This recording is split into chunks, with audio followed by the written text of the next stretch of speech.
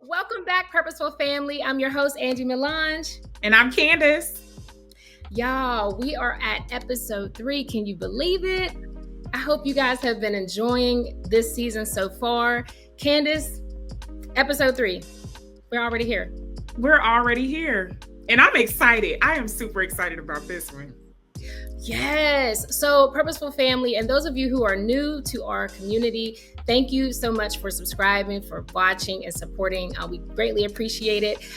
This theme for this season, as you guys know, we've been focused a lot on, how we move forward with everything going on in the world, in our country. We just really want to make sure that our episode topics this season are relevant and purposeful. And so we're really looking forward to getting into this episode today. But before we do, as always, I got to see what you've been up to. So Candace, what you been up to? Girl, I have been tending to my plants. You remember the last episode I showed you me starting the whole, my little garden. So yes. I have a little buds coming up, a little sprout. So check this out.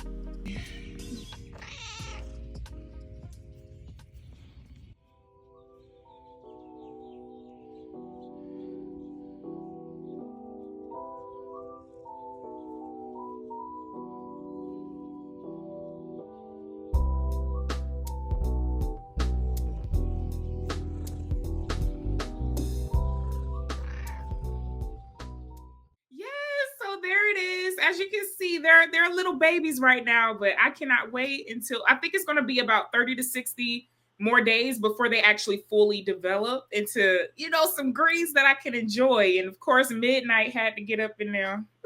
I was going to ask you, how has Midnight been? Spoiled. Girl, the fact that Midnight is still hanging around, oh my goodness. Is she letting you pet her now or pick her up? Like a little better. She's gotten a little better. So I can actually pick her up and have her on my lap for maybe 5 to 10 seconds. And then she's like, no, I'm for the streets. I don't cuddle. I don't do that. She reminds me very quickly. Yes, but that's one thing about cats, that they're not needy. So, she might be feeling like you're trying to take her independence or something. I think so, because I'm telling you, it's gotten a little better. Like, she might stay on my lap for 5 seconds, but anything longer than that, she's like, hey, I ain't about this lovey-dovey cuddling stuff now. Right. Aw, one day I'm going to have to see Midnight in person. I'm going to have to come through. Yes. I can't wait for you to meet her, but it's going to take probably you coming over for a month or so. But she wasn't, I had my little cousin. He was probably 6 years old. He's 6 or 7. Midnight wasn't fooling with him. Really? She has to get comfortable. So if you come, you're going to have to come about 5 more times and feed her. And then she'll think, okay, I can trust you. Wow, that is so interesting. Cats are just, I've been considering getting another cat, but my cat Hammy, he passed away. It's been over a year now, and he was definitely a part of our family for 14 years. So I do miss his presence, and even though he wasn't very needy, just, the things that cats do, I have to say, man, they're just beautiful creatures. And yeah. So I don't know. Midnight, I might be a cat whisperer. I don't know. She might take to me. I don't know. We'll see. Oh, I can't wait for you to meet her though. She just gonna have to get some time. She's gonna have to get used to you because she a gangster. She not too friendly. I don't know, Candace. Now I got a little history from the streets now. I got a little street cred. Woo, Angie. Yes. Oh, I did the speech. Oh, yes. Oh, did you capture any footage? I did. It was so awesome. Here it is.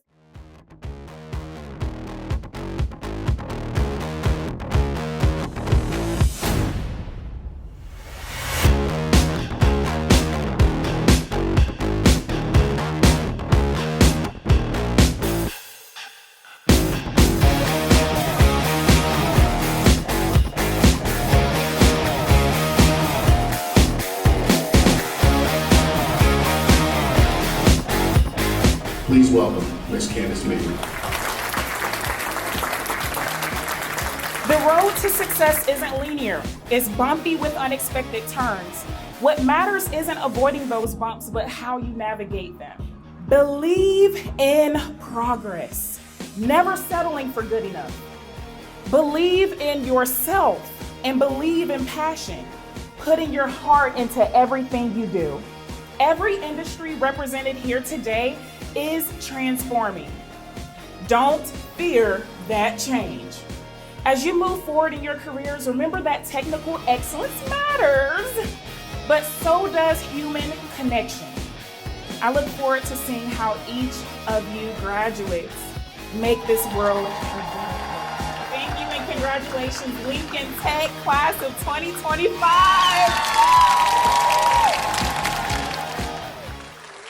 Yes, so that was it. Girl, that was amazing. You look beautiful. You sounded great. And I'm just excited for you. I'm glad you got that opportunity. And I look forward to hearing more details about just the whole, experience from beginning to end. So congratulations again on that milestone. That was major. You guys, anybody looking for a speaker, definitely hit up Candace. If you, need her to come out and speak at a commencement ceremony or a panel discussion, she definitely has the skill and the will, and she's ready to go. So that was amazing. Thank you for sharing, girly. Thank you. That was remarkable. So how have you been? Any updates, honey? Girl, so this time of year, looking at my calendar and planning some traveling soon. So look forward to sharing my travel adventures with you all soon. But nothing to share as far as that at this point, just that I am looking at my calendar, I'm blocking off time and planning some travel. Aside from that, an update that I have is that our merch is available. And this is actually a sample tumbler. So you guys, those of you who know, you got yours too. Yes. Cheers. Look, cheers. You guys, our tumblers are available. And this was just a sample. I wanted Candace and I to get it so we could see it, feel it, see how great it is as far as keeping beverages hot and cold. And y'all, this is great quality. The design was designed by yours truly. But of course, the two people featured there are me and Candace. So yes, you guys, if you want to support the podcast, this is a great way to do that. And again, like I said, great quality. Keeps your cold beverages. Is it 24 hours for the cold and 12 hours for the hot? It's just amazing, you guys. And so if you're looking for a way to support, and if you're a coffee drinker, tea drinker, heck, you could even put water in here. It's going to keep it cold. Check out our merch on our website, prettypurposefulpodcast.com, and you can click on merch and support us, you guys. We appreciate you. So that's what I've been up to. I've been sipping from my new tumbler. I'm going to go ahead and get into this episode because you guys, we have an amazing guest with us, and I'm so excited for the conversation we're about to have. Before we do dive into it, I just wanted to share some information with you all, some factual information. So recently, there's been over 30 states that have proposed legislation that could affect how we vote. Okay, underscoring the importance of us staying active and united as a community. You guys may have recently heard about the SAVE Act. Okay, that is aiming to also affect the way that we vote. It is going to actually create challenges for us. Essentially, the SAVE Act is aimed towards suppressing voter rights. So we're diving deep into the importance today of building community and connecting with one another as we are facing these different challenges, especially when it comes to like voting. This is the time for communities now more than ever to be connected, to be informed, and to be moving collectively on one accord. With that being said, Candace, we've got an incredible guest here today who's going to share her insights with us on how we can strengthen our community collectively. So, Candace. Yes, I am super thrilled to introduce this awesome person. Joining us today is Dr. Charlene Henry, a phenomenal woman whose journey from Philadelphia to Florida spans over 4 decades of remarkable achievements in community transformation. Dr. Henry's academic credentials alone are awe-inspiring, with 2 associate degrees, a bachelor's, 2 masters, and a PhD. But her impact extends far beyond the classroom. As a licensed ordained apostle overseeing churches across 3 continents, a playwright, author, and an independent filmmaker, Dr. Henry has dedicated her life to discovering hidden talent and nurturing authentic expression. The mother of 2 has faced life's deepest challenges while creating profound opportunities for others. Her community advocacy work through initiatives like Suitcases for Dignity, Hope for Homes, and Parents Night Out has touched countless lives. With over 40 years of experience mobilizing communities, Dr. Henry has mastered the art of empowering individuals towards self-sufficiency. Please join me in welcoming the incredible Dr. Charlene Henry to the Pretty Purposeful podcast. Woo! Bring her out, bring her out. Bring her up, bring her up. Welcome, Dr. Henry. Welcome to the Pretty Purposeful podcast. We are so pleased to have you here. I'm glad to be here. Thank you for the invitation to come and hang out with you 2 wonderful women. I'm excited to be here with you all and just looking forward to our time together today. And hello to all of the viewers. And I hope that everybody is going to be inspired, encouraged, and touched and challenged by our conversation today. I am from originally Philadelphia, Pennsylvania. Shout out to Philly, Eagles fan all the way. And so I now am a Floridian. I've been here for 12 years. And I still go home a lot, miss home. My heart is still in Philadelphia. And so I'm actually very honored. I'm honored to be able to work, not just here, but all of my life. I've moved around. I've lived in various states and various cities to help people because it's all about helping people. And so I am just excited about just life, even looking at what's going on right now. I love the name of the broadcast, that there is purpose, because there's purpose for all of us. And despite everything that's going on in the world, there's still a way, there's still measures, there's still strategic planning and things that can happen that can really change your life. I love the topic. No one is coming to save us, because I have, as you said, spent 40 years plus because I grew up in the church, much like you ladies. So we were taught coming up in the family that it was all about the greatest leader being the greatest servant. And so my life has been framed around, if you want to be great, be the least among them. If you want to advance, be the least among them.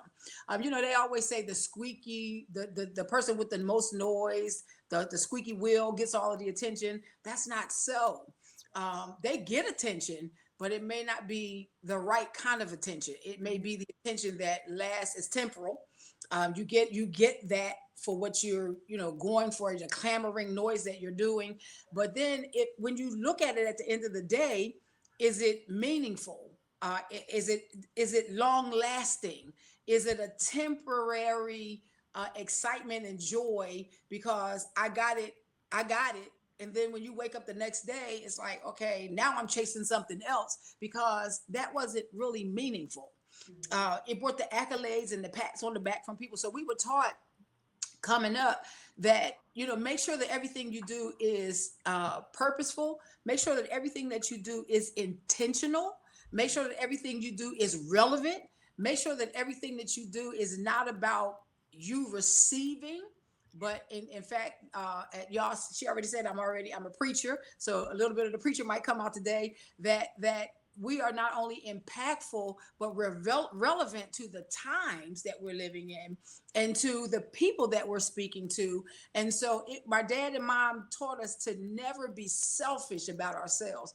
In fact, funny story, but true story.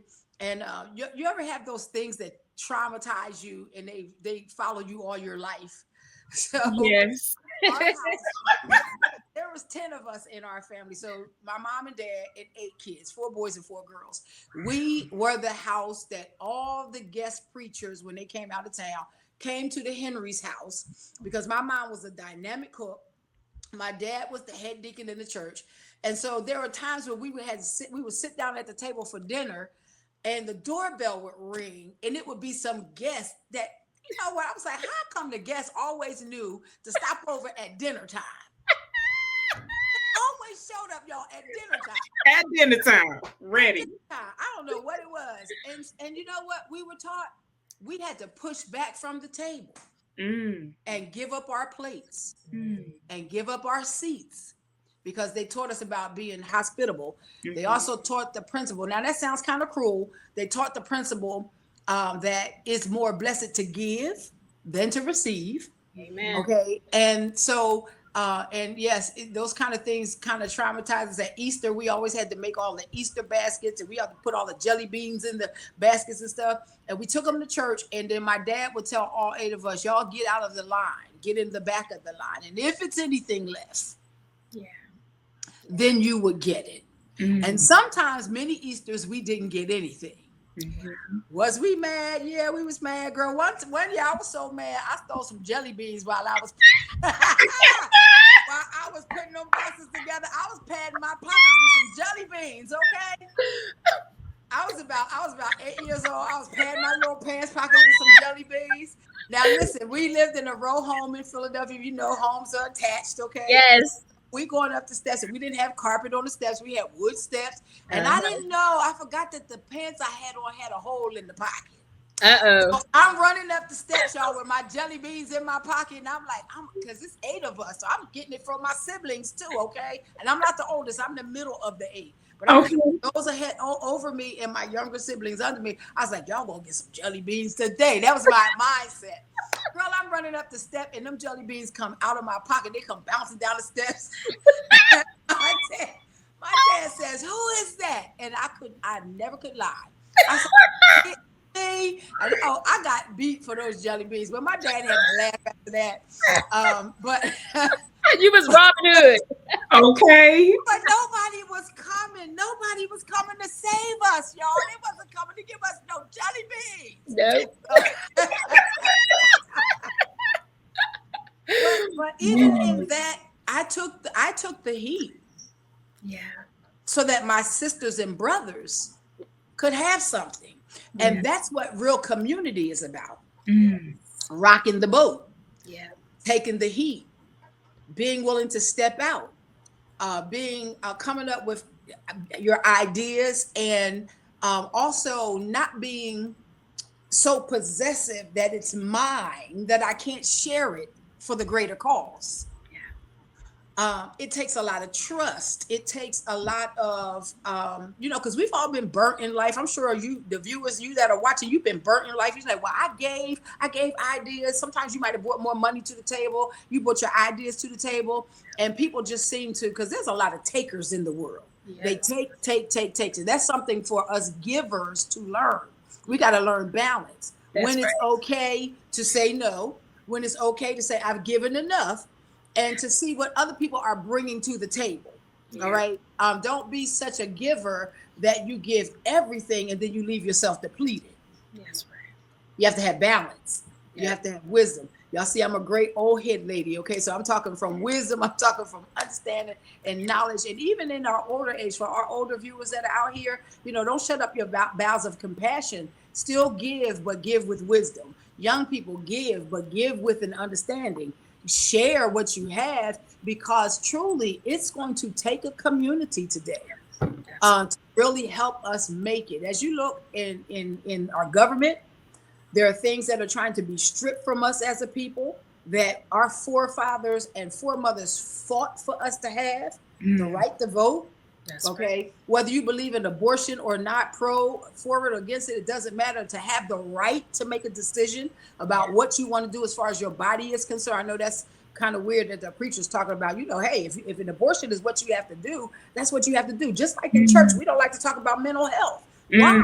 We have people who have mental health issues. I love God, I serve God, but honey, all of us got a bit of crazy. Okay. Okay. But we have put the stigmas on certain things that if we talk about, I'm depressed or I have a mental health issue, that something's wrong, and so we cover it up. We're notorious for wearing masks. So we got to take the mask off as a community too, because when we start facing where we really are, then we'll start making progress. Yeah. So we stop fooling ourselves about where we are. Then that's why we're stalemated and we're not moving forward, and we're not, even among us in the Black community, we have the haves and the have-nots, because we have not learned yet how to truly be a community. I'm not going to mention any names because I don't believe in throwing anybody under the bus, but I'm going to say this. There are people that are, they have great wealth, that are African Americans, whether they are actors, actresses, TV personalities, ball players, okay, and fall under line where you may, comedians or whatever. It puzzles me how, as a Black community, why are we still suffering in the United States when there are so many of us that have a lot of money, that can actually purchase land, I mean acres of land, and do our own housing. Acres of land and build our own hotels, acres of land and do our own business centers and entrepreneurial centers. You don't hear enough of those things among us. We have foundations, and some do have nonprofit organizations. Some do. Some of them are giving a lot of money to, and doesn't mean Africa doesn't need it, because I have missions in Africa. We have churches in Haiti that we support. But I'm noticing that systemically we give a little bit more out of the country than we give to us inside of the United States. And so we have got to learn as a community how to share the wealth. We are some of the most selfish people. We don't want to tell people the secrets. We don't want to tell people how to do it. If I found something, it's like, I'm not going to tell them, because then they might get it all, and then when I need to go back and get it, it's not going to be any for me. See, if we would come from out of this selfish mindset, okay. I grew up in a time, and maybe some of you are that are viewers that are listening too. I grew up in a time that on our block, everybody on my block knew each other. We knew our neighbors. You can go next door and get sugar. You can go down the street and get. You can go 5 doors. Babysitters. Bread. You had babysitters. Okay, which is why we had our program that we started, Parents Night Out. I saw a necessity when I was living in Pittsburgh, Pennsylvania. There was a necessity because a lot of parents were at wit's end. They were single parents. Even if they were married, the economy was such. Now imagine, this was about 14, 15 years ago. So the economy was a lot better then. So, but look at the economy now. I can't afford to go to a movie. I can't afford to go to an opera. I can't afford to go for a theater production because of the economy. I can't afford daycare. I cannot afford a babysitter. If I want to do anything, I just need a break, and I don't have it. So when I saw that was a need, I started Parents Night Out.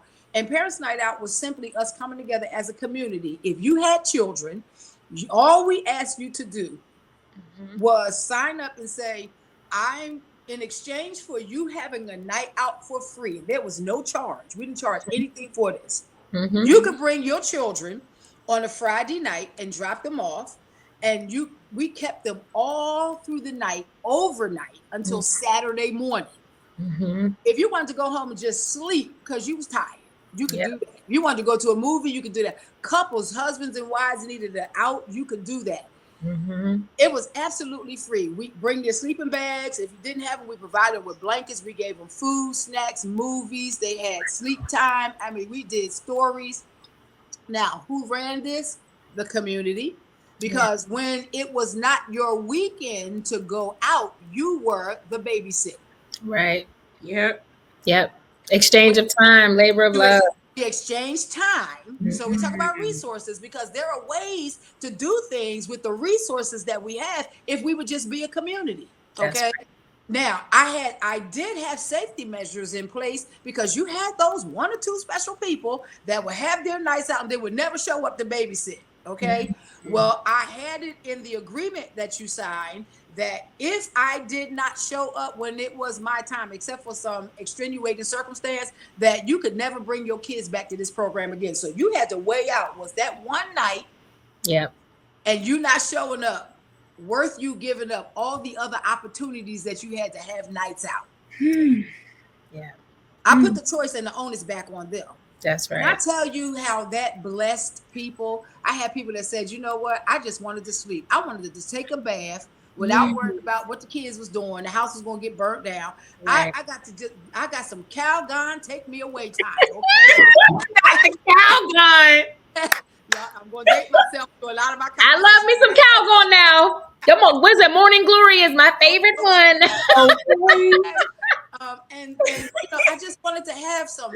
I just wanted to watch a movie. I wanted to put the TV on without interruptions, and changing diapers. And we took them from all ages. And that program was so successful. And we had single parents that said thank you, men who were raising their kids that said thank you. Okay, and that was just a small way of us coming together as a community to become the babysitters. And then let's look at the day now. You cannot trust putting your kids everywhere. No. You cannot trust all the daycares that you put them in. You don't know what these teachers are doing in the school. We have so many different teachings that it's okay to be this and that. And sometimes they teach against your values and your morals. You got to be careful about that. Everybody has a right to be and who they are and what they are and how they want to be.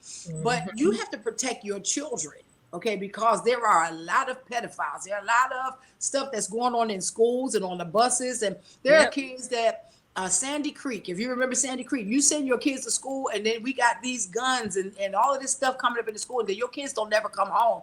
There are things that we need to do as a community to not just have these kind of programs, but to protect our children. I came up in the day of, when the Black Panthers was coming up, we came up where we also had the Guardian Angels. We had community brothers that got together and formed their own Osage Avenue. Okay. I could call. I've read the stories. Yep. Okay. They got together and they were the street patrol people. The police wasn't doing it for us. They didn't come to help us. Okay. Imagine they wasn't doing it back then. Look at what we are in right now. Yep. They're not coming to help us. But where are we where we will mobilize together and say, we will come and be your security. We will come and make sure that you're okay. We'll be security at our schools where our kids is at, especially now. This world is so on edge with the racism and the prejudice that's going on that you're afraid to send your kids. You become even afraid of your neighbors because you don't know who's for who believes in what. So, it's so many areas where we can really mobilize as a people to make not only a difference, but to provide security, to provide resources, to provide funding, to, I don't know if they even do it anymore, the think tanks. We used to have think tanks where we would all come together and sit around the table and we would brainstorm a problem and come up with solutions on how to fix them. Yeah. Okay. The Bible says that I have given you the ability to create wealth and I give you witty inventions. The three of us ladies on here should be able to sit down and brainstorm. All of you listeners that are watching, you viewers that are watching, find those like-minded people who think like you, feel like you, act like you, have a passion like you, who's not, listen. Be very, very, very, very discreet about who you connect with because there are people that just want to drain you and take your resources. They want to drain you for your resources. They want your information. They want your knowledge, and they act as if, but they are really opportunists. Yeah, they're opportunists. Yeah. They are not really your friends. They're not people that you really need to connect with. They really want to come and take from you. Okay. But there's enough among the three of us on here today. And where you are, you have people that are in your inner circle. Let me say this too. If you don't have people in your inner circle who push you, who challenge you to do better, challenge you to go after, who encourages you to say, girl, you can do it, even though, young man, you can do it, even though that seems far-fetched and impossible. You don't need them kind of people around you. You need the people who are going to tell you, girl, do it. Go after it. And I got you. And not just in word, but in action. because there's enough of us to sit down. We need to go back to that day of the think tank where we would sit down and say, okay, let's talk about some systemic problems that we're dealing with as a Black community, and let's put our brains together. And listen, social media can be our very best friend. Yeah. But we can have a international and national, I mean a whole think tank across the United States where we're all tackling one problem and coming up with a solution. Absolutely. If we would utilize the tools that are now given to us, instead of, I don't know about y'all, but I'm so sick of getting on Facebook and all I'm seeing is everybody's posting all the fights and everybody getting beat up and the girls fighting in the streets and the wigs coming off and the people and it's us standing back filming it and posting it. It's us standing back filming the fights. And I'm talking about old women fighting each other. All women fighting each other, all men fighting each other, and knocking each other out in the streets and knocking each other out in the gas stations. Come on, y'all. As a people, we are doing it for likes. They doing it for likes to get attention. It's like the more outrageous, the more viral. They were going for a viral moment that just really it's not serving us at all. That you said it. The moment. There we go again. The instant gratification. That just being noticed. But at the end of the day, when you go in that house and you sit by yourself with your jaw broken, your face all swollen, you know what I'm saying? What did it profit you? Right. How better off is your life? It's not. It's not. And can I tell you, social media has made it so hard right now. You got to get to 1 million viewers to start monetizing on anything. It's something we've lost. We've lost generationally. We have lost the pride of being African American. We have lost the pride and the dignity that came with being a Black person. We have, and in the Black community, we've lost something. It's because it's was perpetuated in the media, the entertainment. It's what they're seeing is influence, and it makes I agree with you. Okay. I see it too. And the positive things, we don't see the Huxtables anymore. Somebody say, "Oh well, Bill Cosby." Tell you something. I don't. It's not about anybody's personal life, but what was on TV when you saw those things, when you saw Good Times, when you saw the Huxtables, when you seen Cosby, when you saw them shows that said as that we even Martin and Gina Martin. Martin Lawrence. You know, it's funny, we laugh, but there were some good principles. They were working. They were working community. People, they were working class people. Relationships. They were married couples. They were a married couple. Yes. We never knew where God was at, but he where had Tommy worked. Okay. Where's Big Shirley? Okay. Even Shanae had a purpose. Come on now. She sure did. She was the security. Shanae kept it real, okay?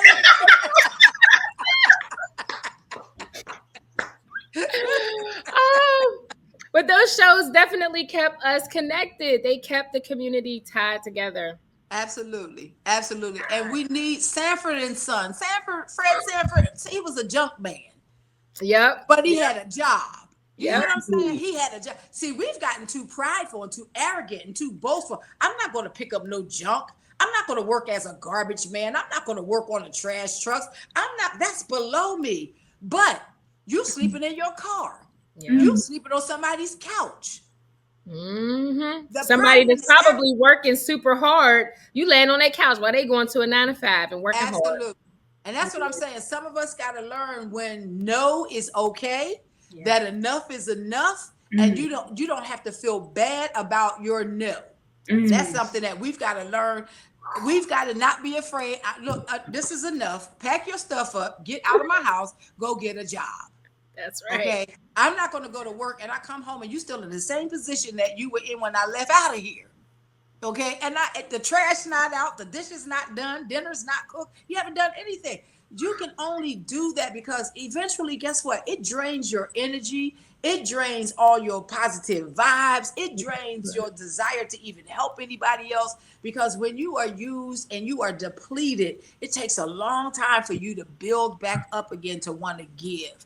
And so, I just want us as a community to really start tapping into some of the resources, some of the things that we can do to help each other. And I used to work for an organization called One Church, One Child. And One Church, One Child was an organization that dealt with foster care children. And their goal was to have every church in the United States adopt one child, one African American child, one church, one child. Now they could do more, but they asked that the church adopted the child so that it wasn't one particular family. As a result of that, when I went around speaking to the churches and telling them, here are the statistics on how many Black kids are in foster care, how many of them are getting ready to age out at 18, unprepared to face the world. If your church would just come together and just make sure that at Christmas time they have gifts, they have visits on their birthdays. When the holidays come and they close down the facilities and they tell all the kids they could go see their parents or whatever, some of them didn't have parents to go home to, then somebody in the congregation let that child come to your house for that weekend, for Christmas, for Easter, for Thanksgiving. One church, one child. Make sure they had sneakers and shoes, and if they were in school, they had school books and backpacks and things of that nature. That organization is no longer in existence, but it was amazing to me how, as I traveled around the country talking to churches, back then we were so willing to help. And now even church has lost the sense of community. Yep. Okay. Yes. It has lost the sense of community. It's how much money I can make as the preacher. And I'm a preacher, and I'm gonna talk about this. I'm a preacher. I'm a licensed, ordained preacher, have been for 45 years. Okay. How much you gonna pay me to come preach for you? I need to fly first class. I need to stay in this style, this star of a hotel, and it's a little small ministry trying to just do the best that they can. And if you can't meet this, I'm not coming. Yep. Dr. Henry, you came with the fire, ma'am. We just had a whole look. I didn't even want to. I'm sorry, I didn't even want to stop you in your track. Go ahead. Last episode, we did talk about faith. So the title of that episode, what was it, Angie? Unchurched and unbothered. Unchurched and unbothered. Why are people leaving the pews? And you are talking about a reason why people are leaving the pews. Yep. Can I acknowledge the fact that there are 3 generations on this podcast right now? There are 3 generations being present right now on this podcast. And I'm so grateful. I just have to mention that, ladies. I'm so grateful to be amongst you all. This wisdom, it is just beyond diamond wisdom here. So needed. So needed. Angie. But we got to understand too that yes, there are 3 generations, which is awesome. But I'm going to speak to the older people, my generation that may be watching. We can never get to the point, and this ties into why some of the people are leaving the pews, because some young people right now are like, these old people, they think they know it all, and they don't, okay? Because we are not versed with the technology. We don't know the stuff that's going on today. Our form of education is different than today. We should always be in a position to be able to learn. See, that's another thing about community, being able to learn, to give and receive from each other, where you all give us the understanding of how the world is working today, the systems of today. If your generation can embrace the wisdom that we bring, and we tie wisdom and knowledge together, we would be a powerful people. You have over 4 decades of mobilizing communities. Could you share how initiatives like Suitcases for Dignity and Hope for Homes have fostered a sense of unity and support among the community? Absolutely. So Suitcases for Dignity started out because we had a young man in our ministry who is in foster care. I work with, as a consultant, I work with nonprofit organizations, for-profit organizations, and I work with a lot of foster care agencies and groups like that, foster care homes, group homes. And one thing I noticed when I was working at one of the agencies was that when these children came to foster care, they came with their belongings, however little or much, in trash bags, brown paper bags. And when they left the same way. Okay, that's a whole nother discussion about our foster care system and the failure, even among us as Black people that are running foster care and group homes. It's for money. It's not for the building of the young people. It's not preparing the young people to navigate this world. Because at 18, in case you didn't know it, at 18, they opened the doors literally and say, okay, you're done. You're 18 and you're on your own. Here's a check for you to go ahead and do the best that you can. And we're done. Emotionally, psychologically, they're not there. And so Suitcases for Dignity was, let's make sure that these children, these young people, when they leave foster care, they have a suitcase, because a trash bag versus a suitcase brings a different dignity, which is where the name came from.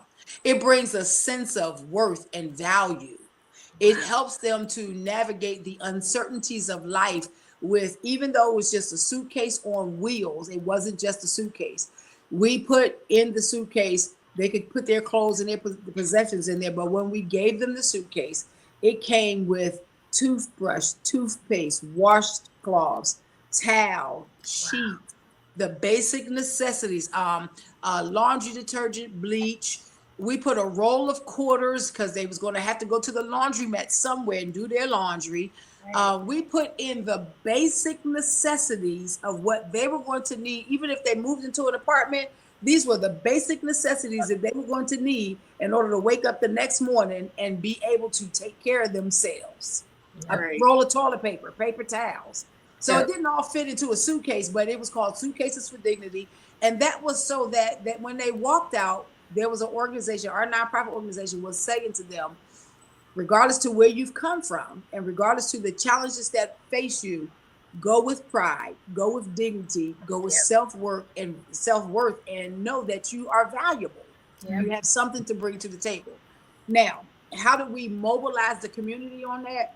How many of us have suitcases because we buy the latest in the brand, and we have suitcases sitting in our attics, in our garages, in our closets, and they're just collecting dust. Nothing wrong with them. So we asked the community, we told the community about the program, we did a brochure, we put it out, we went on social media channels, and we said, hey, if you have a suitcase, and we asked that it would be on wheels, because some of these young people were going to be transient. They did not know where they were going. Okay.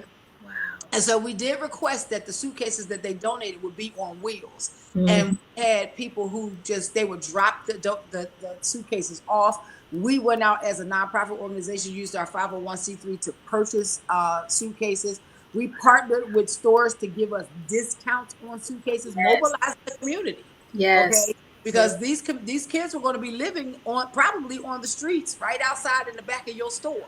So let's do something to let them know that they are supported, and and so we mobilize the community, not just churches, but the neighbors, other nonprofit organizations, other retail stores that gave us discounts on things.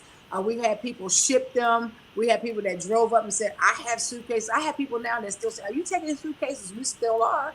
And then we connected with the foster care agencies in our area to say, let us know whenever you have somebody that's aging out of foster care so we can make sure that they get a suitcase. So it's about building a network and letting people know what resources they have and that they can tap into the resources. That's one of the things we don't know.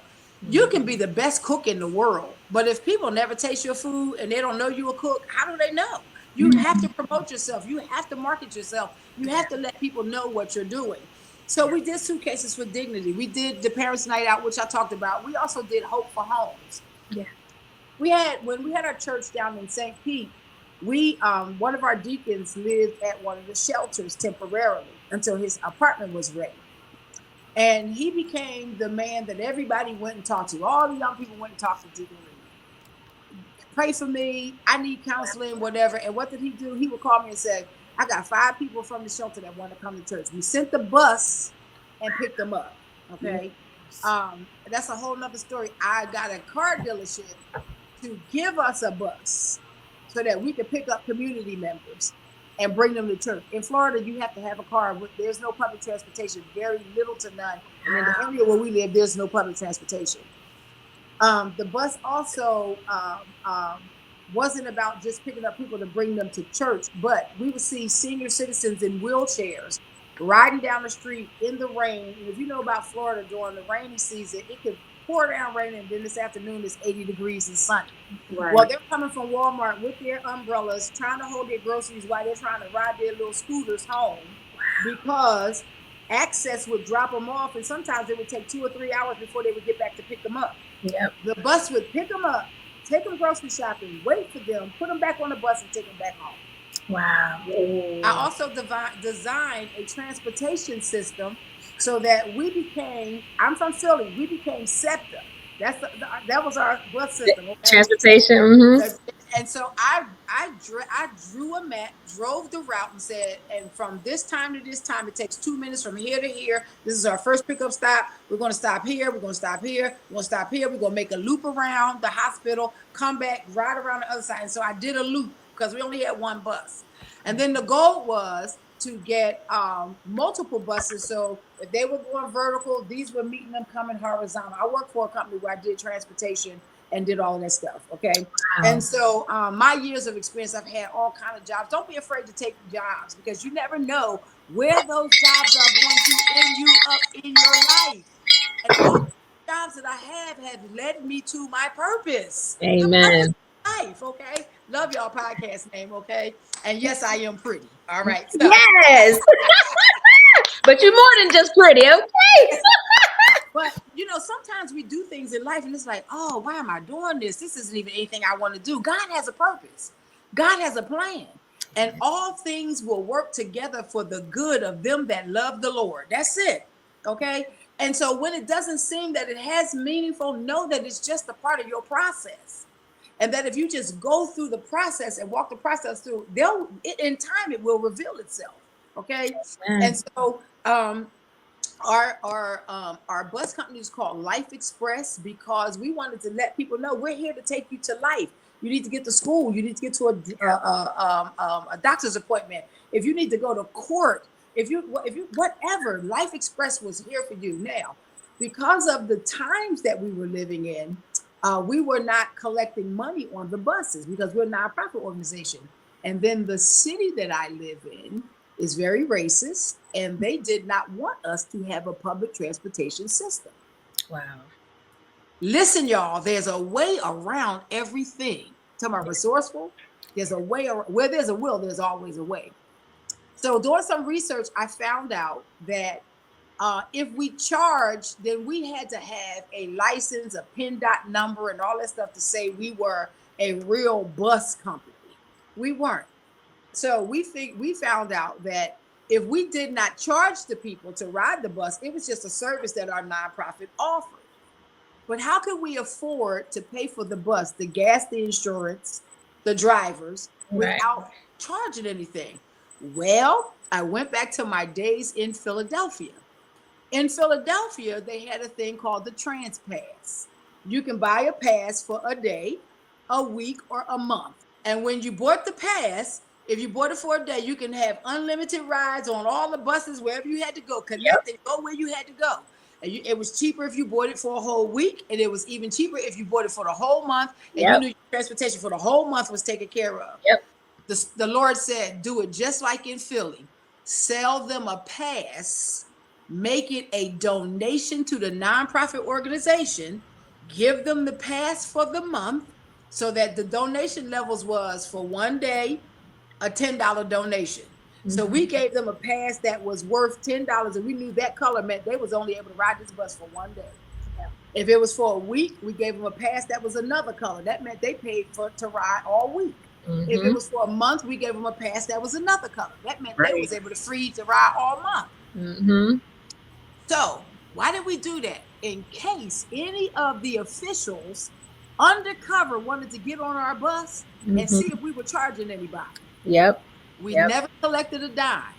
You had to cash app us your money or come to the church or the nonprofit and pay and pick up Give us your donation. In exchange for your donation, we gave you this pass. Hmm. And Wow. you used the pass to get on the bus. Wow. See, Angie, Mm-hmm. look, She talk about language. She's definitely speaking my language. I love it. I just so much creativity and intuitiveness, and just like you said, just bringing all the resources together. And you went back to Philly. You went back from your experience and implemented that. And yeah, I tell Candace all the time, like I definitely I've had various different roles, but they absolutely, like Dr. Henry said, they build up this arsenal of resources that you get to tap into, as you need. And so they all have purpose. And speaking of which, Dr. Henry, I do want to take a moment to just say, I'm reading your bio, understand that we both have a lot in common. So I'm also a singer, songwriter, actress. We both have, throughout our life have been able to use those gifts towards, something meaningful. So I wanted to ask you if you wouldn't mind sharing with our audience how your passion for the arts has played a role in engaging the community, and also how the arts can continue to play a role as we mobilize and heal.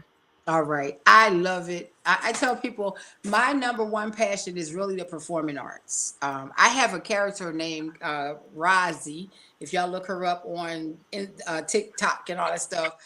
I had the nerve to invite Rozzy to read us, and they don't have no hot sauce. Nope. I'm out. This is your girl Rozzy, and I'm out on a Saturday night, and inquiring minds want to know.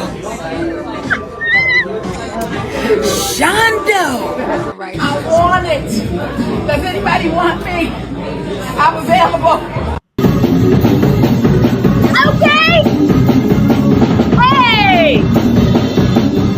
Rozzy, look, she off the chain. But I grew up in the church, and so I always tell people Jesus was to me one of the greatest actors and the greatest storytellers. Yeah. Okay. A lot of the things that the disciples even asked him, how come you speak in parable? Parables were nothing but scripts to me. Okay. And if you understand, for all my artistic people out there, y'all understand and can follow this.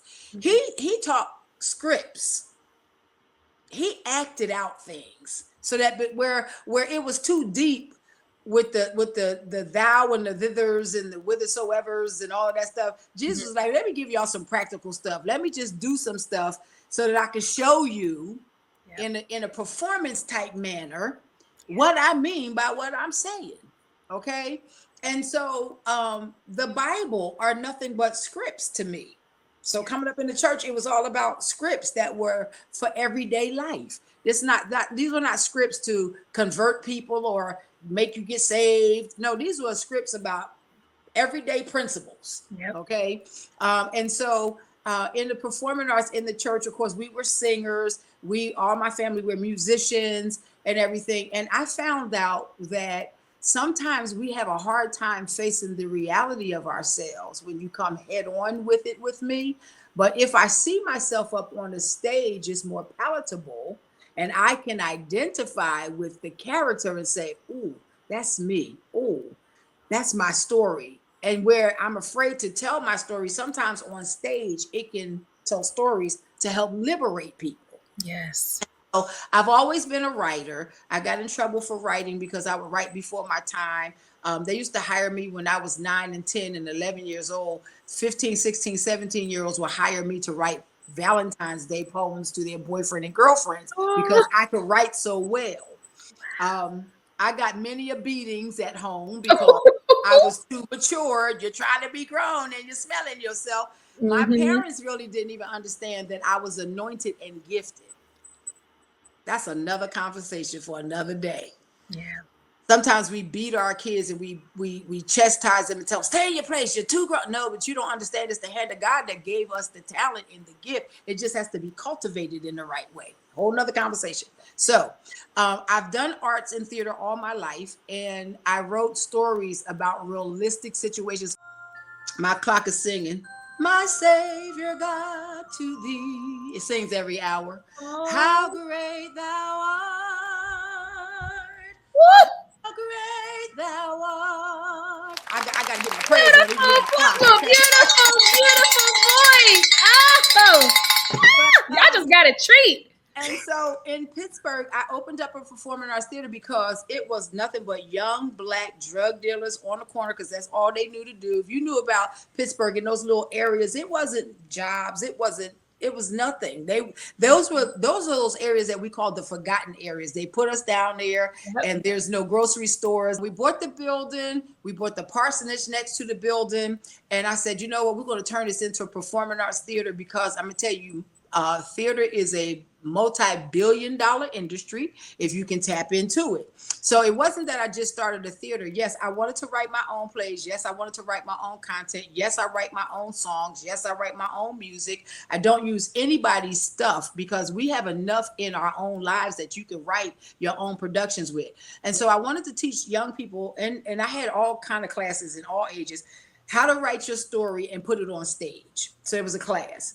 How to use your authentic voice to tell it from your perspective and then put it on stage. So in the performing arts theater, connecting the community together, we had volunteers that came to work the lights, to work as ushers, to give them something to do, senior citizens to get out of the house, because at dark time they were scared to come out. They didn't have anywhere to go, but here was some place for them to go. The other thing is that I'm all about making sure that if I eat, everybody eats. So in my performing arts theater, I taught everything from lighting to front of the house, back of the house management. These were classes that you went through. Sound, set design, stage designing. We taught them about hospitality, running a concession. So they needed to learn marketing. Do you know that there is not an industry that is not touched that you can get a job in if you will come through the performing arts theater? Marketing, advertisement, hospitality, food. So that means learning about nutrition, learning about how to handle food. You can go get your safe serve to handle the concessions. You know about merchandise. You know about marketing. You know about customer service. You know, you working in the ticket booth. So we're touching you in math. I always believe that you can use theater as a backdoor to get them to learn how to do stuff that they didn't like to do. Because if you didn't like math, but you wanted to work in a ticket booth, guess what? You were learning how to count money. That's right. You were learning how to balance the books at the end of the night. So there's always a way. And then because we sold tickets, everybody who worked for us received a cut of what was made after the expenses. Wow. That's it. We had one pot. We all ate from the same pot. There's a scripture in Acts chapter 2, verse 44 and 45 that says, the people all came together. There was one big table, and everybody came and brought what they had and put it on the table. And once they put it on the table, the people were able to come back to that same table and get off the table what they needed. And the Bible says that the people had all things common. So it didn't matter whether you bought 1,000 and I bought $5. We were all equal.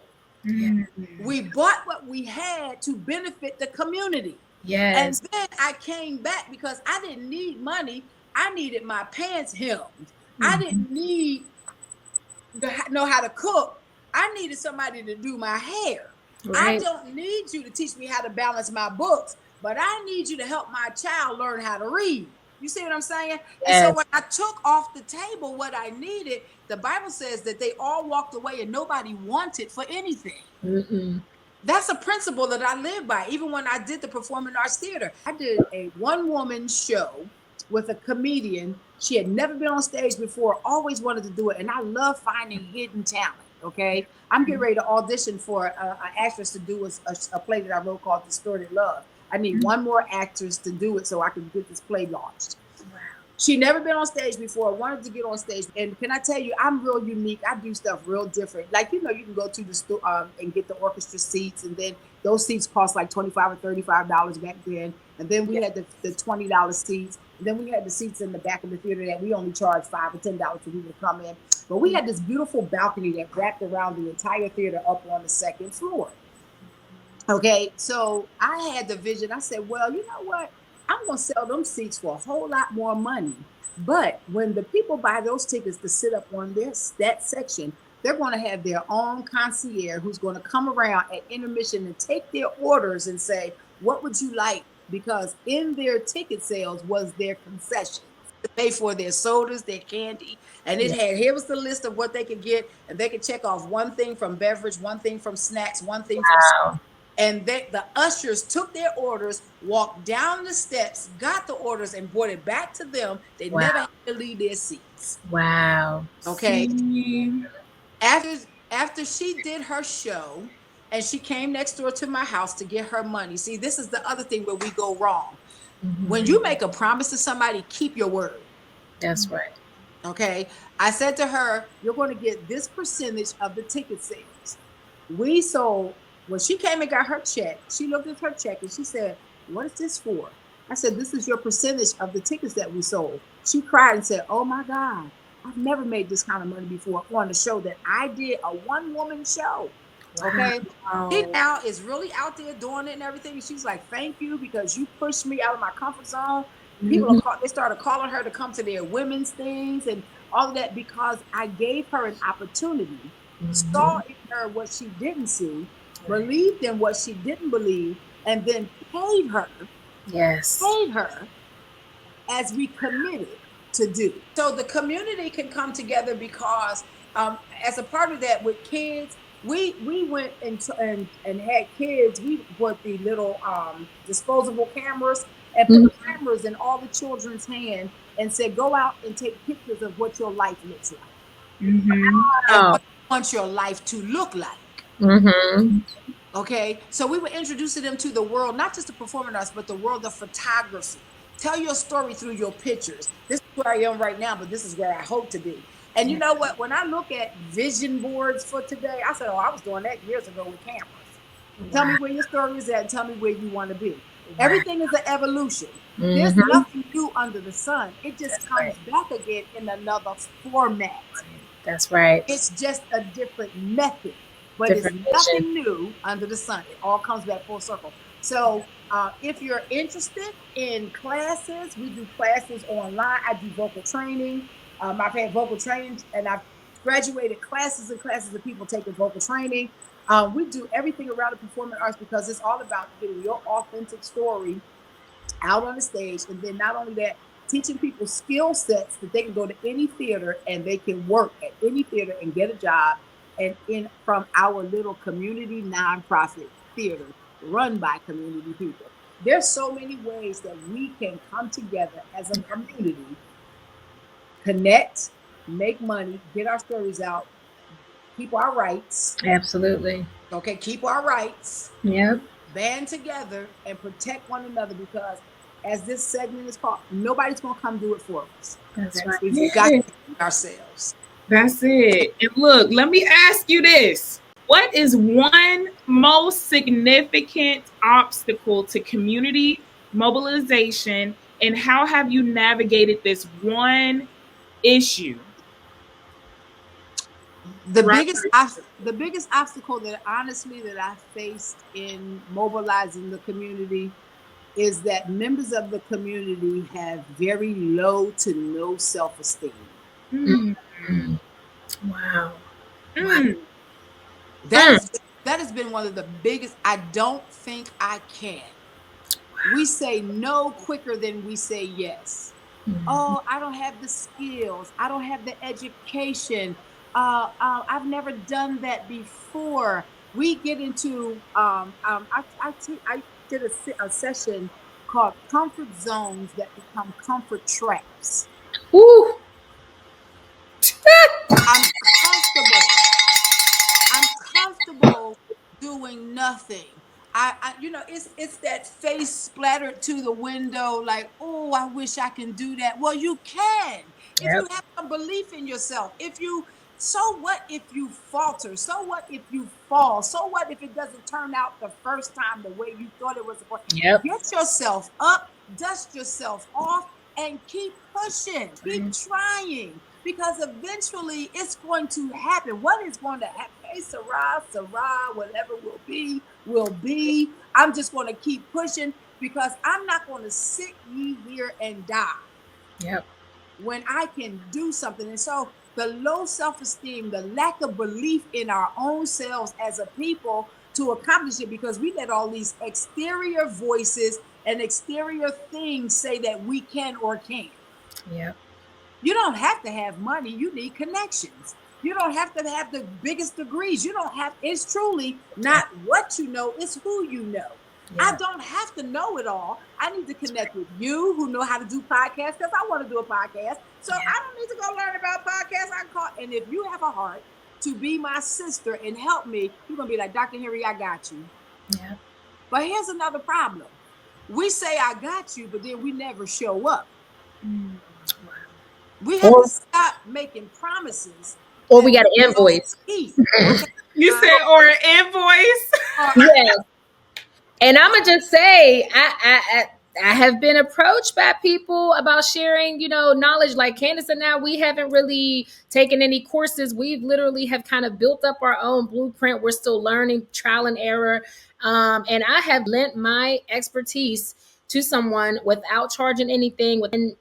I mean, at the end of the day, it's like that was a gift. You know what I'm saying? God bless me to be able to do this. I don't mind sharing. I really, it bothers me to see so many of us pushing selling knowledge when it's like, if that is our power and we have to empower ourselves, then why are we creating barriers for people to access that information? Because Exactly. the more that know, the more can contribute and build and share. And so that, I don't know, the internet, I think the era of the internet has Yeah. definitely encouraged that type of business model, if you will. But that's not mobilizing. That's not community. No. That's No. customer client relationship. And that's just, to me, it's very transactional. And we stop believing also in the law of reciprocity. The law of reciprocity says, if you give, it shall be given unto you. Good Amen. measure, pressed down, shaken together, Amen. and running over. And so Amen. I'm going to give to you because there are still good-minded, good-hearted, like-minded people who Yes. say, you know what, Angie, 5 years ago, you showed me how to do this podcast. Girl, I really made it, but I wouldn't have made it because of you. And then you go in the mailbox and there's a check in the mail. See, it's that instant gratification that we're looking for instead of and see that again, talk about an obstacle because again the envelope is always pushed, and because I'm gonna just say it, because we are so needy as Black people, we always feel as though we have to push that envelope. If we would come together as a community, our communities wouldn't be so needy. Woo. That's a word. That's a Wait, word. wait, wait, wait, That's wait, a word right there. wait. Dr. I, Henry, Wait a minute. you Can like you hit repeat that one more time? we are so needy as a community, but if we would come, if you do hair, why does any Black person's hair has to look bad? If Come you on. can sew, why are they walking around with holes and zippers missing, button missing? If you can sew, if you can cook, why is anybody hungry? If you are a mechanic and know how to change oil and fix a tire or put in, you understand why our cars broke down in the Black community. If Yeah. you are a man or woman with a auctioneer's license and you can go buy a million cars from the auction, why are Black people without cars in communities where there are no public transportation and we can't get to the polls to go and vote because we don't have ways to get there? But you got a license to go to the auction Mm, and get cars mm. and can say, I'm going to put these 5 vans in this community right here, so at election day, when you don't have a Yep. way to get there, we're going to pick you up and make sure you go vote.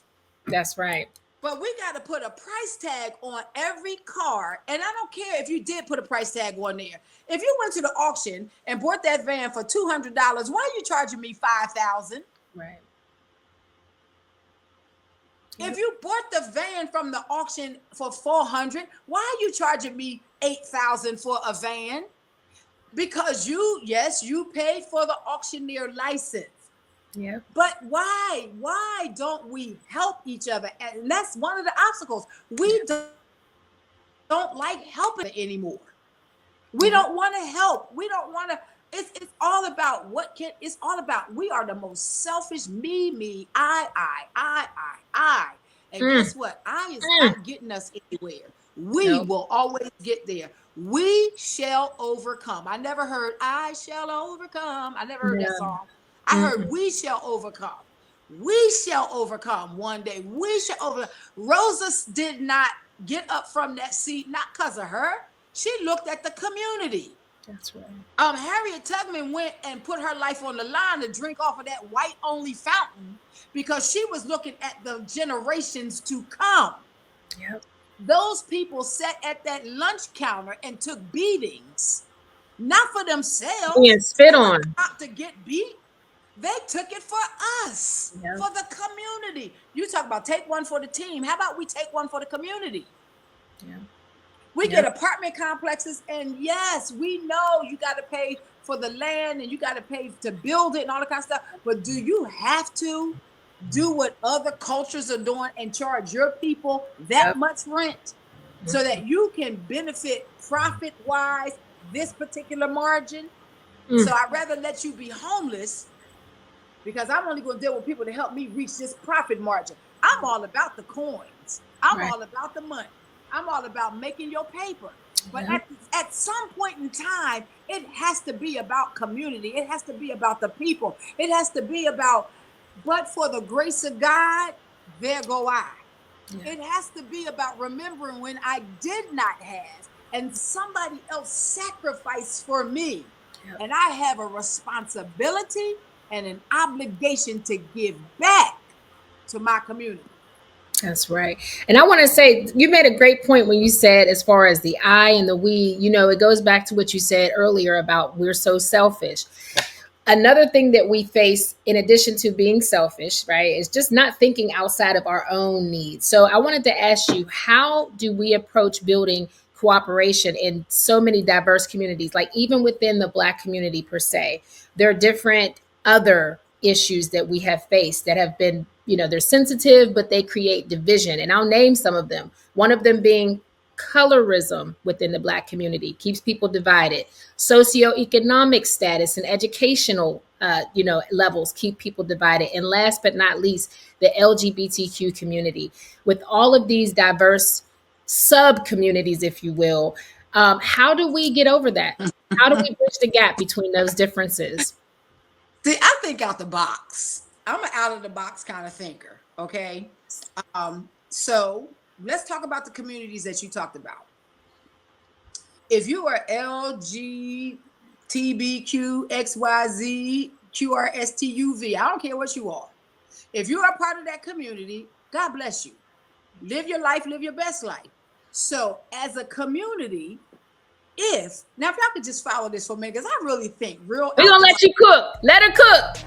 Come on, cook, Dr. Henry. If we have an issue as a community, a Black culture community, and it's an issue, because we have different viewpoints and perspectives, let's do this. All my LGBTQ people, first of all, we're going to talk about here is the problem. Now, your group, go brainstorm how we can fix it. You smart intellects, take that same problem and tell us, y'all brainstorm how we can fix it. Mm-hmm.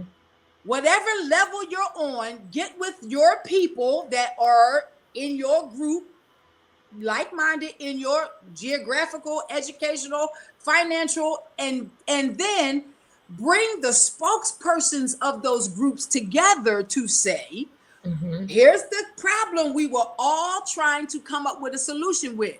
From the LGBTQ, I know I'm not saying it right. Y'all excuse me, I'm not being funny about it, but but from that community, here's what we saw.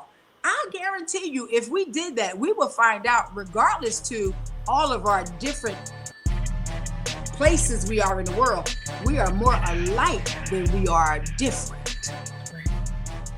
Yeah. I can't see it from your perspective because I'm not walking in your shoes. You can't see it from an educator's perspective because you don't have the degrees that I have. I can't see it from a wealthy person's perspective because I don't walk in the coins that you have. So if all of our different perspectives will come together and we all tackle in the same problem, we would be able to come up with a blueprint that would address the problem and solve the problem. And guess what? Nobody would be excluded because everybody had input. We used to call it back in the day corporate buy-in. So nobody was left out because every group had an opportunity to get with their own people to tackle the same problem. And So so what there if was something in it for them. It was something in it for the wealthy. It was something in it for the uneducated. It was something in it for, you see what I'm saying? I do. And I want to say I love that approach. And like you said, as far as the buy-in, that makes sense. You have somebody that actually understands the actual needs. But my question to you, Dr. Henry, is because these different subcultures or subcommunities exist, what if the problem is just us communicating, just us communing with one another? And I think, to me personally, I think as far as colorism within our community, it keeps us from coming together, leveraging one another's resources, building the community, just communicating. I think those biases that we have about people of different backgrounds, of maybe you aren't saved, you might not be Christian, you might got different religion, those type of differences. How can we address the division that exists because of our differences? We have to look at the greater cause. In these kind of situations, we can't look at us. It's not about my color. It's the focus is the cause. The focus is we got to fix the problem. I don't care if you light skinned and got long hair, dark skin and a big nose. That's not the issue. When we put our personal issues aside, colorism, sexism, education, when we put all of that aside and we're dealing with how do we deal with lack of housing among the Black community. That don't have nothing to do with your color, how light skinned you are, how dark skinned you are, how big your nose is, whether you got locks or a perm. That's not the issue. We are majoring on the minors, instead of majoring on what the issue is. Now here, let me say this too. With every generation, just like where we are right now, there has to be the sacrificial lambs. Yeah. Somebody from each one of those places, areas, have got to be the one that will step up. So now we see truly a Black melting pot. Can I say it like that? We say American melting pot. We need to see a Black cultural melting pot. Amen. Light skin, dark skin, rich, poor, gay, straight, saved, not saved, atheist, Buddhist. Come on, it's not about that's my personal preference. Housing is a systemic issue. Yep. Come on. And Black is without house. Light skin don't have a house. Dark skin don't have houses. Gay don't have houses. Saints don't have houses. Sinners don't have houses. Come on. Buddhists don't have houses. Hare Krishnas don't. I don't care what all that personal stuff is. The end of the day is we need housing. Yes. See, again, if we would get our focus on the right thing. I'm not going to live in your house. If you gay, lesbian, homosexual, I'm not living in your house. But guess what? My brother and sister won't be on the street. Their personal life is their personal life. We are addressing the issue. That's where we're failing. Yep. We're getting too caught up in people's personal lives.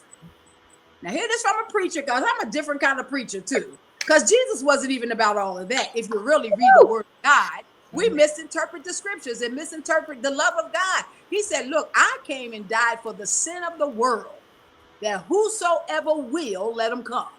Amen. He didn't put no stipulations on, you can't be gay, you can't be this, you can't be that, you can't. He said, I came to help you. Whatever your issues are, I came to help you if you want it. He didn't even make you want it. It's up to you if you want it. Yeah. So if we would stop getting into all of this, okay, and let's look at the issues. We're jobless. More of us can hire. We don't support each other's businesses. We should support Black businesses. Yes. We should start more industry. We should start doing our own stuff. I am sick and tired. Excuse me if I'm going to use this language just like this very nicely. I'm sick and tired of us being the first ones that will hit the button on TikTok and buy everybody else's product instead of us making our own product and letting them buy them from us. I'm sick and tired of us buying everybody else's how to do real estate and it ain't never our color selling these classes, but you know how to do it, but you won't create a class. And if you do, you charge astronomical amounts of money instead of forming a partnership to say, let me take you under my wing, mentor you all, help you do it. And then once you become successful, because I'm going to make sure you become successful with this little clause right here, clause in the contract right here. That's right. As soon as you make X amount of dollars, you are going to pay me this percentage. Well, guess what? I'm going to make sure you're successful because I'm going to get my coin. Dr. Henry, from your vast experience, what advice would you give to someone starting out in community mobilization, particularly in these challenging times? First of all, be ready to go it alone. Because nobody can fail you if you by yourself. Ooh. You better preach. Okay? Preach! You will be the only one to let yourself down. If it doesn't get done, you can't blame anybody but you. If it doesn't happen, it's nobody's fault but yours. So we take away all of that. Well, this one didn't show up. No. Know your purpose. Know that it's a calling. Know that God called you to do it. Know that it's something in your spirit. It's something that there's a drive, there's a passion, there's something that's pushing you to do a thing. And be okay if you have to do it initially by yourself. Okay? So when you start doing it, stay the course. Stay the course. Doors shutting your face, stay the course. If that group didn't receive you, stay the course. Because guess what? If it is divinely appointed for you to do a thing, eventually, when you knocked on enough doors, one's going to open. Yes. If you go to enough meetings, somebody's going to hear you. Yes. If you sometimes we have a problem with just showing up. Whew. Show up. And show up with expectation. I expect that look, any content, any dreamer, any believer, any person who has a purpose, a dream, a vision, we know we did not give it to ourselves. Right. We did not sit down and say, I want to do, because anybody want to do all this work we're doing. Mm-hmm. Anybody trying to stay up all night, edit podcasts, look, music behind it, cutting and pasting, not even knowing whether anybody's going to watch the podcast. Mm-hmm. But it's driving you. There's something in you that's driving you to do it. And so if you keep going and letting that thing push you and drive and push you, guess what? It's going to start off small, but anything great always starts off at the beginning. And the beginning is one person who had a vision, who had a dream, who had a motivation and a drive, and he never quit. Amen.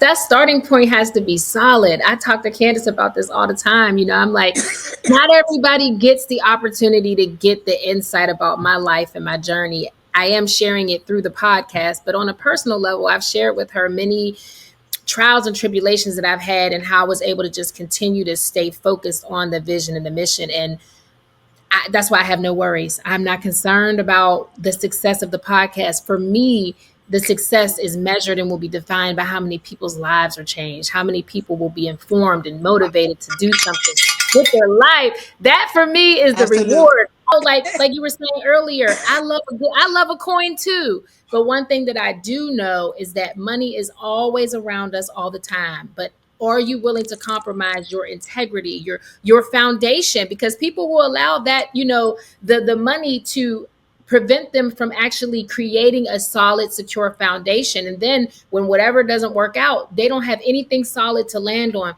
So my thing is just really, again, letting that purpose drive you.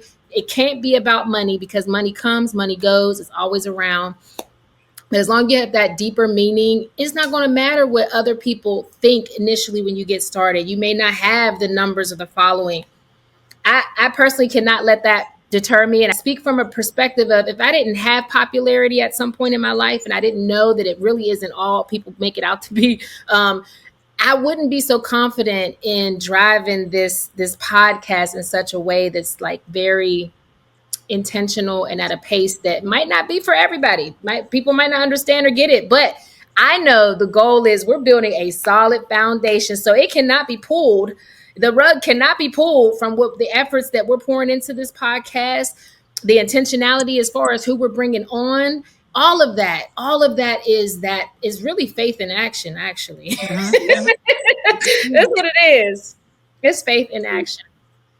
And and when you chase money, that doesn't mean you're chasing purpose.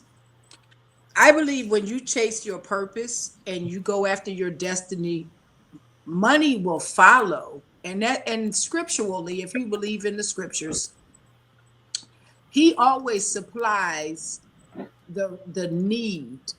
He always supplies the resources. He always provides the provision for the vision. Where there is no vision, people perish. So money is Make it plain.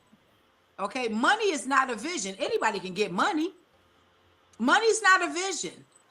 Vision is I see something that probably nobody else is seeing. It doesn't exist yet. It hasn't happened yet. But by faith and confidence in my abilities, the skills, the talents, the drive, the passion that I have, I'm going to pursue that thing. And when it's for the good of the people, when it's for the good of the community, God, the universe, the higher power, whatever you want to call it, will step in. And guess what? It will be your energy. It'll be your win. It will be the pat on your back that you need, because you'll find yourself waking up when everything. Listen, you know when a person is following purpose, because when everything failed that day before, they still get up, get dressed, beat their face, put their hair on, put their earrings on, put their pants on, their best shoes, and they go out there and they do it all over again. Yep. When you chase money and you get it, you're chasing greed, because money is not always purposeful. Does not always, it satisfies you, but when you're selfish, it doesn't satisfy anything else for anybody else. Purpose is always about people. Amen. Woo! Oh, I love that. Okay? I love that. Always about that right there. That was it. We can wrap the episode up. That was it right there. I love that. Wow. Dr. Henry, we're gonna have to make a post with just your face and that quote. That is a quote from Dr. Charlene Henry, one that we should not forget. I mean, wow, very profound. And it really summarizes what this conversation was really about. And at this time, Dr. Henry, what we're going to do is we're going to move into our engagement part of our episode, which is the purpose pulse segment. So what we do, Dr. Henry, we have this wheel that is full of all these different prompts, but they're all tied to purpose. And so I'm going to go ahead and share my screen, spin the wheel, and then we would love to hear what is driving your purpose. So right, here we go. I love this wheel of purpose. And the winner is... Ooh, you gonna love this one. All right. Oh, which fictional character is unknowingly living your purpose? This character, of course, is a character from way back, before a lot of probably younger people's time, and it's Betty Boop. Ooh. Tell us more. I love me some Betty Boop. Why I said Betty Boop. First of all, they portray Betty Boop as this white character. Originally, Betty Boop was a black woman. Okay, do your history, do your research. Betty Boop was a black character. Of course, they didn't want us to have anything back then. And Betty Boop was pretty. Betty Boop was talented. Betty Boop was sexy. Betty Boop represented the Black community in a time when Black communities, because in back then for our theatrical people, you know, they mimicked us by putting on blackface is what they called it, because you want to be us, but you don't want us. Yep. Okay, so Betty Boop is living. She was artistic, she was sexy, she was pretty, she was self-reliant, she was talented, and she also had purpose because Left of a who she lasting was. legacy. Absolutely. Yes. Had a purpose. The creator of that had a purpose. And even to today, we know about Miss Betty Boop. That's right. Wow. I love that. What upcoming events or initiatives do you want our audience to know about? Well, first of all, I am open to coming to your youth, women's conferences. I am a consultant. That is my business. I help nonprofit organizations. I help people start their nonprofit organizations. I do 1023s to help people get their nonprofit statuses. I talk to churches to help them understand why do they need a 501c3 to start a community development program in their communities. So I do a lot of consultation with them. If you're interested in having me come to speak, and let me say this, I don't put an invoice out there, and I know this is me. I can only be authentic to who God told me to be. And so if you think, well, I can't afford Dr. Henry, she has all these degrees, don't let all of that scare you from reaching out to me, because I'm all about people and I'm all about community. The only thing I ask is that if I have to fly, if I can drive within a certain amount of time, I will drive to you. The only thing I ask is that if I have to stay overnight, put me in a decent hotel. Don't have to be first class. Make sure, I used to say you had hot sauce, but I travel with my own hot sauce and my own barbecue sauce because I have my own barbecue line now. It's actually Rozzy's barbecue sauce. Rozzy's barbecue sauce. I sell it. I ship it all over the United States. People are buying it. People have put out commercials cooking their food using my Rozzy's barbecue sauce. Rozzy has her own barbecue sauce. Rozzy has her own barbecue sauce line. She does a blueberry mild or hot, a mango mild or hot, a pineapple mild or hot, and it is wonderful. People who have bought it are now filming them cooking their foods and using Rozzy's barbecue and showing Rozzy's barbecue sauce bottle on their YouTube, TikTok, and Instagram commercials and shorts and everything. So that's going well. In addition to that, I do public speaking. So if you need me to come, please just reach out to me. You can call me at 412-294-2658. You can reach me directly at that number, 412-294-2658. You can email me at iam.drcharlanehenry@gmail.com. Just email me and say, hey, Doc, I need you to come. I'm having this. Can you come? I speak at any type of event, whether it's church, not church, corporate, not corporate. My master's degree is in training and development. I train trainers. I write curriculums. So you can come and say, hey, I want to run a program, but I don't have a curriculum. I don't know. I will sit down and find out your vision and give me what to write for you and create a program for you. And my fees are very minimum. Okay, I'm not about chasing the money. I just don't want to have an expense. That's all. Okay, so before we go, Purposeful Family, we do have a few takeaways that we want to share or leave you with. Collective action is essential. In the face of political dysfunction and systemic injustice, healing and progress can only happen when communities come together with shared purpose and accountability. Absolutely. And another one is faith in action. Dr. Henry reminded us that spiritual leadership is not just about the pulpit. It's about being present in the community, meeting real needs, and building trust through service. That's it. We already have what we need. Instead of waiting for others to rescue us, now is the time to leverage existing resources. Hence, Dr. Henry mentioned several, okay, relationships.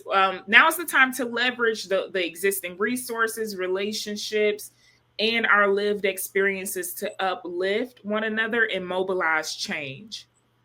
Absolutely.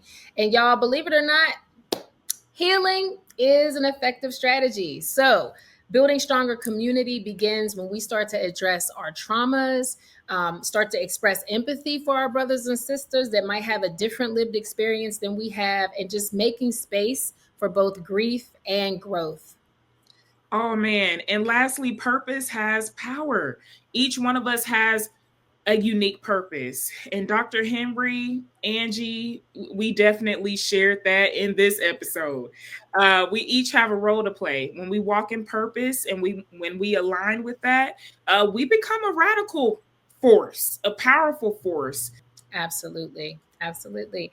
So at this time, we're going to bring Dr. Henry back up. And again, we want to thank everybody for joining. Thank you again, Dr. Henry, for spending time with us.